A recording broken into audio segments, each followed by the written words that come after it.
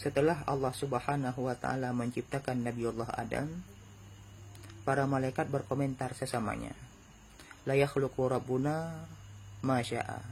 Allah Subhanahu wa Ta'ala menciptakan apa yang Ia kehendaki. Fala yakhluqu khalqan akrama ilmin minna. Namun Allah Subhanahu wa Ta'ala tidak bakal menciptakan makhluk yang lebih mulia daripada kita. Wa in kana fa nahnu a'lamu minhu li'anna khuliqna qablahu wa ra'ayna ma lam yarahu.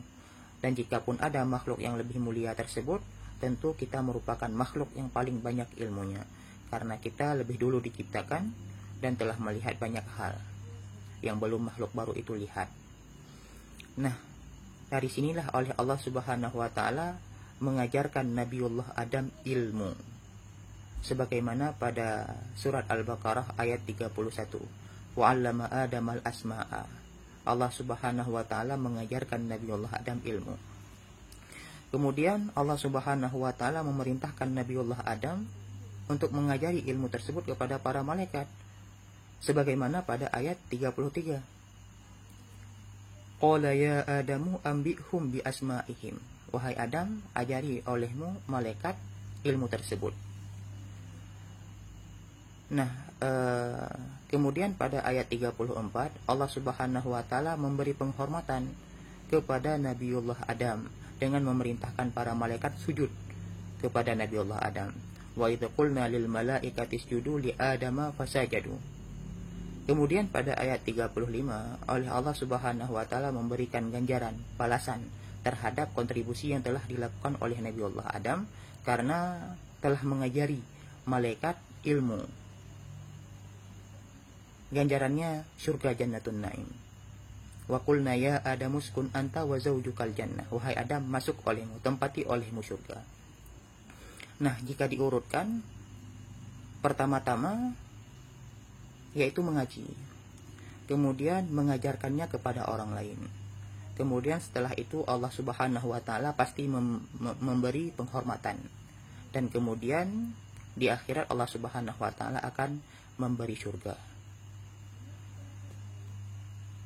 Jadi kalau ada yang bertanya siapa yang menggagas majelis taklim pertama, maka jawabannya Nabiullah Adam. Kemudian diteruskan oleh nabi-nabi berikutnya sampai kepada Nabi Muhammad SAW, kemudian para sahabat, kemudian tabi'in, tabi'in, kemudian sampai kepada kita hari ini. Jadi ilmu apa yang diajarkan oleh Allah Subhanahu wa Ta'ala? Al-Asma dalam ayat tersebut, dalam ayat 31 tersebut banyak sekali penafsirannya. Ini bisa dilihat dalam kitab Lubabut Ta'wil fi Ma'ani Tanzil, atau yang populer dengan kitab Tafsir Khazin. Jadi di situ oleh Imam Sulaiman bin Umar Al-Ujaili Asy-Syafi'i menukilkan banyak pendapat. Di antara pendapat yang beliau nukilkan, arti asma adalah al-lughatu kulluha, semua bahasa. Artinya Allah Subhanahu wa Ta'ala telah mengajari Nabiullah Adam semua bahasa. Dan kemudian oleh Nabiullah Adam mengajarkan anak-anaknya, sampai yaitu anak-anaknya mengajari cucu, kemudian sampai tersebar ke seluruh pelosok bumi, sehingga lahirlah bahasa yang beragam, bermacam-macam. Jadi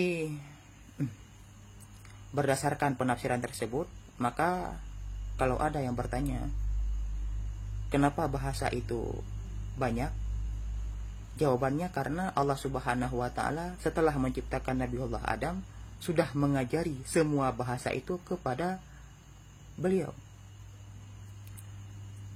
Kemudian beliau mengajarkannya kepada anak keturunannya. Demikian.